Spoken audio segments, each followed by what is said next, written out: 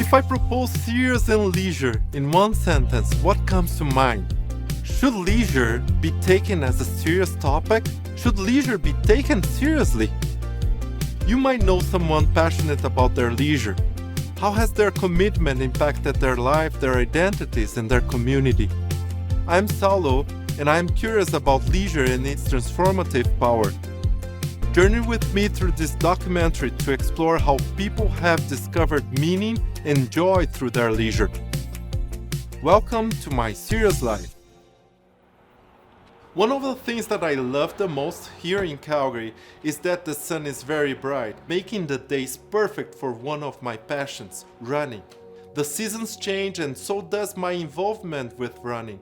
When I was young, running changed my life. I started in the Sojipa Club. Here I connected to a community of other runners and learned how to run better and communicate properly in that world. I became a runner. Running led me to pursue a degree in physical education, and during that program I started questioning some of my realities and the possibilities I had ahead. Leisure was one of the topics of discussion. As a runner competing for a club, I couldn't see my activities as leisure in the many theories I was learning. Running was something serious. I put in lots of effort, I was committed, and I ran every day, no matter the weather in Brazil. I also questioned myself about the many children and young people dreaming about playing soccer and becoming millionaires, ultimately leading them to a better life, being able to buy the things they need and want, and moving up socially. The dream would come true to a very few, but not for most of us. Well, I couldn't find my answers then. Still, a professor at the university gave me a precious clue. If you want to understand that, I recommend you look at the works of Stebbins, a Canadian scholar who writes about serious leisure. I found that interesting, but I couldn't find any material about serious leisure in Portuguese. The idea of doing something about serious leisure came and went in my life, but it was when I started my master's that I saw the chance to pursue it. I started reading this book and applied the basic concepts of serious leisure to the activities of a running group in southern Brazil. For my PhD, I had a chance to explore it deeper, having Robert Stebbins, Bob, as my co-supervisor for the PhD dissertation. Today I'm an assistant professor at Ambrose University. I teach in the School of Education and investigate leisure using the Serious Leisure Perspective, or SLP. Here in Calgary, I had a chance to visit Bob Stebbins at his residence to talk about his story. We had a great conversation. Bob told me about his journey starting in the 1970s, crafting the concepts that today form the Serious Leisure Perspective. Although Bob has some limits regarding mobility and his health, he continues to be academically active. When I talked with him for this interview, he was working on his book number 67. Robert A. Stebbins, born in 1938, he started in the 70s an investigation on leisure. When he was interviewing people for his research, some said things to the effect of, "If you are here to investigate leisure, you are in the wrong place. What I do is serious." As I read more about this, I want to hear Bob's perspective. Okay, we began. Yes, the SLP began in late 1973, early 1974. The date's difficult for me to pin down, remember. And the request came, well, it didn't come from music, but it came from my department head. And I had just arrived at the University of Texas at Arlington. And said we're having a meeting, conference of the Southwestern Sociological Association. Well, to me that was small potatoes. But he asked me to prepare something in the sociology of art. It'll be like if I get 4 papers for this session to even justify it. So I asked around and got some people to participate. And then I said, well, I better write something too. So I wrote up something on amateur musicians, which I did. And I did it by surveying their testimonials in print, usually journal articles, but sometimes small books. So it's a literature analysis of what they thought and felt. And that was the first art in that group of 8, later to be matched with theater. And then I went on from there, having been influenced by Glaser and Strauss's The Discovery of Grounded Theory. It's published in 1967, to build a grounded theory of amateurs. So that meant doing now not library research, as it were, literary research, but field work. So while still in Texas, I studied amateur theater, amateur baseball, and archaeology. So those 3, when I got to Calgary, I had to continue. So I added to archaeology, astronomy, and pro-astronomy as well. The art side was already tended to. We needed 2 entertainment fields. So I did field work on stand-up comedy and entertainment magicians. And I needed the sport, so I did Canadian football. And so that should add up to 8. And that was published in the 1992 McGill Queen's publication, Amateurs, Professionals, and Serious Leisure. So, and then we went from there. We needed more stuff on hobbies. So later I did field work on mountain climbers and snowboarders, and what was the third? Whitewater kayakers, mountain rivers. So I added the hobbies there. I wrote a paper on mentoring as a hobby. I just continued to elaborate on that. Because as a grounded theory, you've got to have a lot of theory, a lot of studies to move it along, and that's not common. Most people go to the field, do a study, and call it a day. As I put it in my own writing, sit back and write their memoirs on this subject. So my object was to develop theory, and I am, in my reflection, a theorist. My métier is developing concepts. So that's how it began.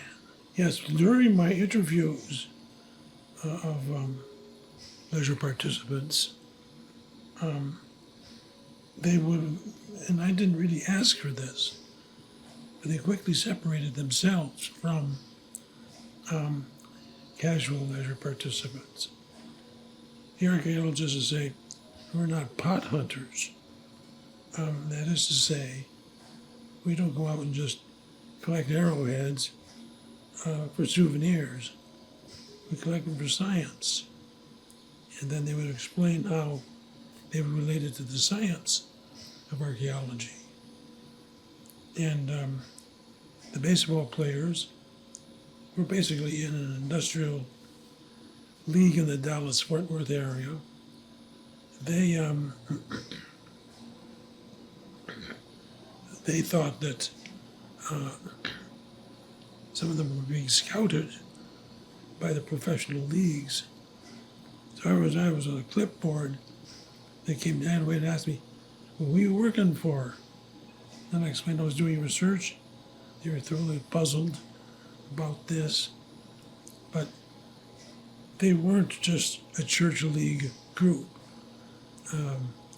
They were more serious about it than that. In this country, in Canada, the football players,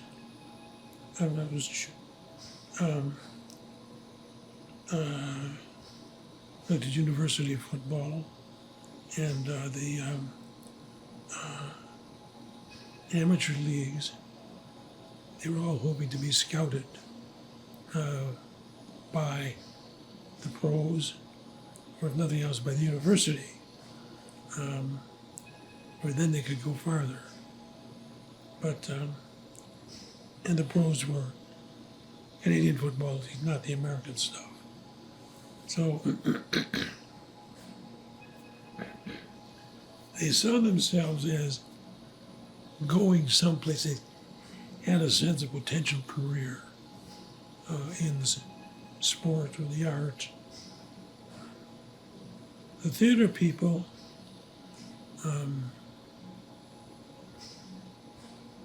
seemed to be happy to stay in amateur theater, but they were members of a good company in Fort Worth, Texas. So they didn't talk much about going beyond.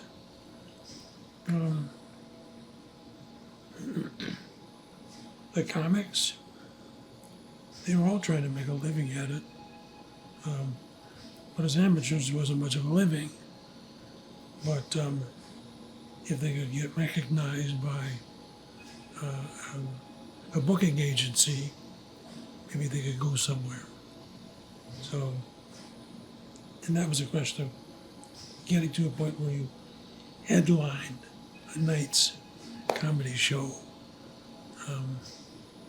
That meant that there was now sufficient visibility in the public of this comic. So that's a difference.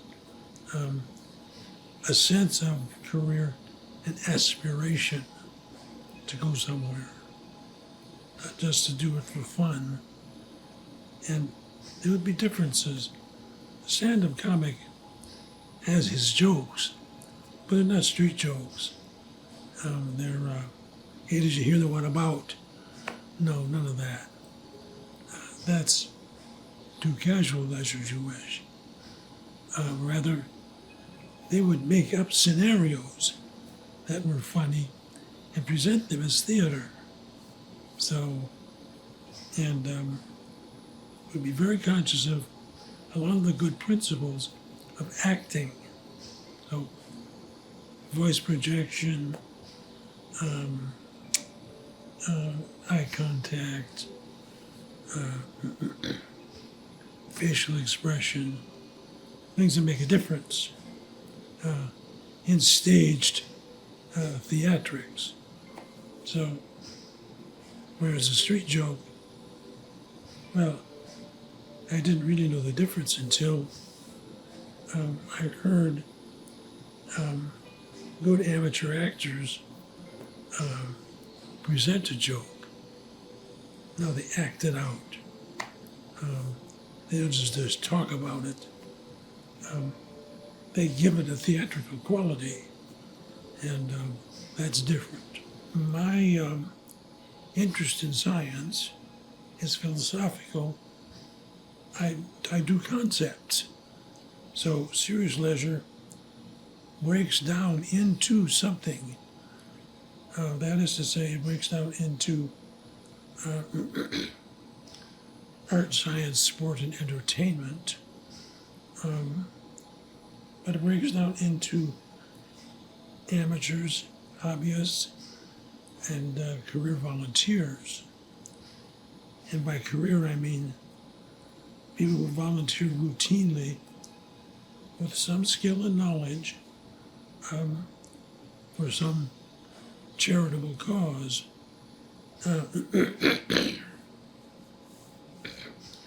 They're not volunteering casually to take tickets at the door for the high school play.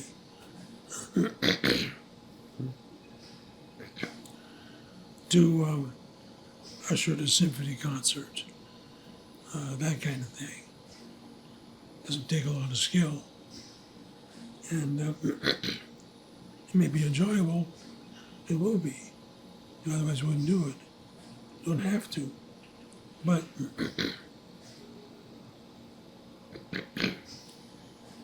I knew that from experience in life that we were going to have, how do we put it, amateurs in art, in sport, in entertainment, and science. And so I had proved that in the 1992 book. Or I proved it, but set it out as the framework for serious leisure. And project-based leisure is in there, but sometimes the projects are not that serious. But they can be serious. In any case, they're not hobbies. People go to do a project, such as, I've always wanted to climb Mount Fuji outside Tokyo. They buy a plane ticket, get themselves hooked up with a tour guide, climb the mountain, come back, it's done. I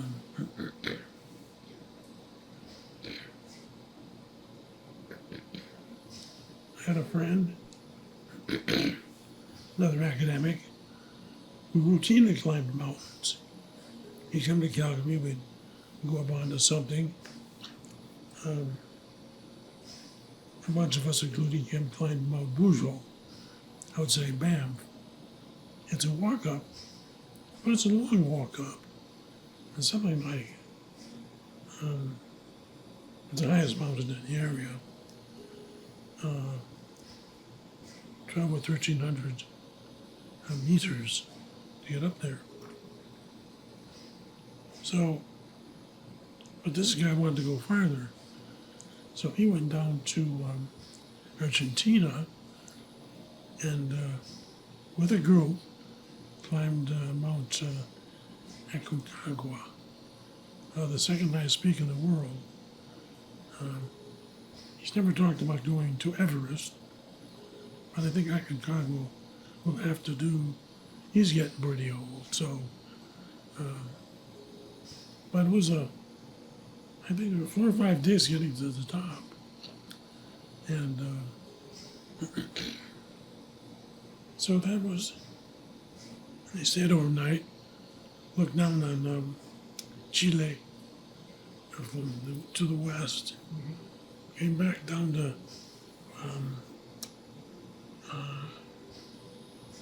what's the name of the town? Medoc, I think, in Argentina, the western end, where the wine comes from. I can't think of it. That's where they left from. So he had to go to Buenos Aires and then fly to this place.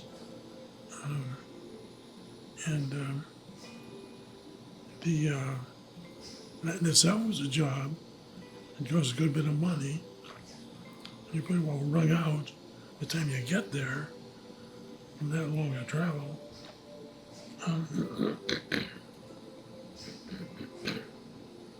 So that answers that question, I think. The Serious Leisure Perspective, SLP, is a framework elaborated by Robert Stebbins from the many years of exploring people in their activities. It includes 3 types of leisure: serious leisure, casual leisure, and project-based leisure. Here, we will focus on serious leisure, but I want to introduce you to each type of leisure. Casual leisure is defined as immediately, intrinsically rewarding, and it is relatively short-lived, pleasurable activity requiring little or no special training to enjoy. It is fundamentally hedonic. It is engaged in the significant level of pure enjoyment or pleasure found there. Project-based leisure is a short-term, moderately complicated, either one-shot or occasional, though infrequent, creative undertaking carried out in the free time. Organizing parties or restoring an old car can be great examples of this type of leisure. And finally, serious leisure defined by Bob as the systematic pursuit of an amateur, hobbyist, or volunteer core activity that is highly substantial, interesting, and fulfilling, and where in the typical case, participants find a career in acquiring and expressing a combination of its special skills, knowledge, and experience. Simply put, serious leisure is about diving deeply into activity you love, whether it is a hobby, volunteering, or pursuit, something like an amateur sport or art. It's more than just a pastime. It's something meaningful and rewarding that lets you grow, learn, and develop special skills and experience over time.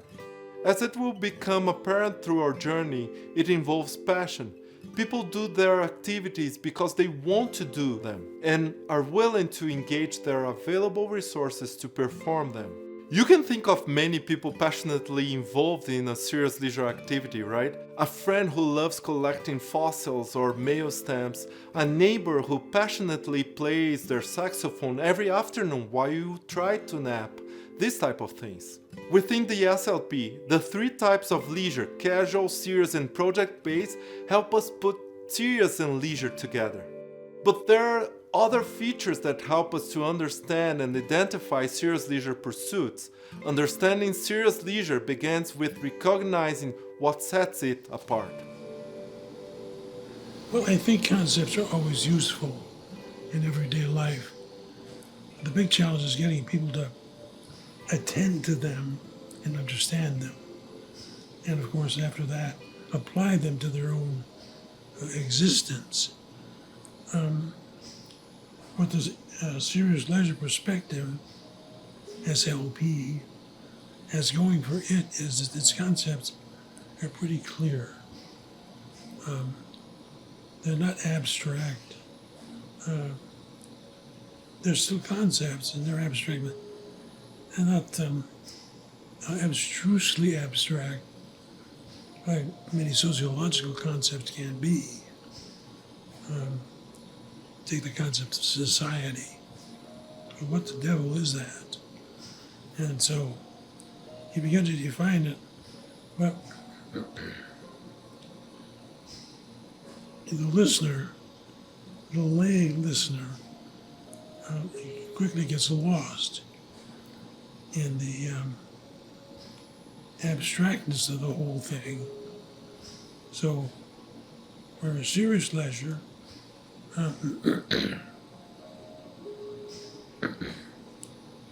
is more easily defined as this is leisure about which people put a lot of effort into acquiring knowledge and skill in an activity. And people can identify with that because there soon follows examples of baseball and football and theater and comedy and so on. The hobby part is where the public would be most likely to feel at home with the SLP because they can identify with the hobby of woodworking, of knitting, of quilting, of mountain climbing or scrambling. Hobbies don't have professional counterparts. That's a main distinction. So, not meaningful professional counterparts. You may make a bit of money, but it's not a livelihood. It might not even reasonably supplement a livelihood. Whereas an amateur has a pro counterpart. For many professions were once amateur activities. So, take astronomy. Started out in people's backyards, probably the 17th century, but there was no professional counterpart. The big telescopes hadn't yet been invented. Stand-up comedy is a good example. There's always been people that would be good at telling and giving humorous accounts. And Mark Twain, I argue, was the start of all this in the United States. Mid-19th century, he would do after-dinner talks, and they'd be funny. So, and later others came along. Developed. In this book, Bob Stebbins talks about 6 distinguishing qualities of serious leisure: substantial effort, career, the need to persevere, durable benefits, unique ethos and special world, and identification. The first is the substantial effort a person in serious leisure must make. They will have to learn new skills, routines, and ways of doing things. Some of them will be very specific about the activities they are involved in. The second quality of serious leisure comes from a person's continuous engagement in the activity. It is a leisure career, the trajectory of a person in the activity, including the first contact with the activity and the possible abandonment or interruption. The third quality is the need to persevere. As the person develops in the activity, they will face challenges. Not every moment will be pleasurable. The quality represents the ups and downs of an activity, like an amateur musician facing a problematic passage in a music chart or having to correct his technique. The person needs to persevere, or the activity will end. The fourth quality is the presence of benefits that include social benefits, such as your sense of belonging and being part of a team, a group, or community. You are part of a great running group, an important community orchestra, for example. There are also emotional benefits, such as increasing your self-esteem and confidence in a long list of benefits. These social and emotional benefits are called durable benefits in serious leisure. The fifth quality is one of the most intriguing to me, the unique ethos and special world. It refers to the whole world that develops around the activity. You can observe a specific language in certain sports, the jargon. You can see unfamiliar ways of behaving that may be considered proper. Besides, you can note special artifacts produced for the activity, such as special shoes for running determined distances. If you don't know the language, the artifacts, or the ways of knowing and behaving, you are an outsider.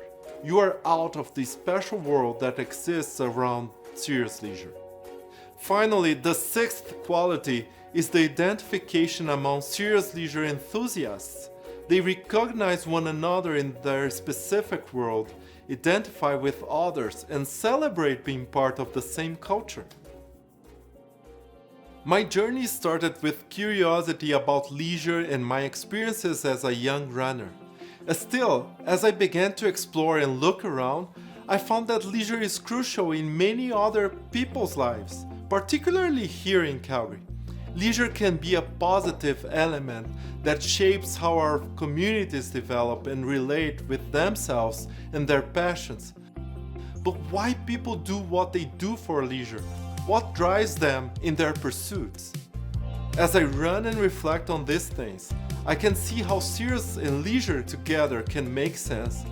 Thus, it seems promising to hear the thoughts of people in Calgary, in their activities and places, to learn about their experiences in their serious leisure. This is my serious life.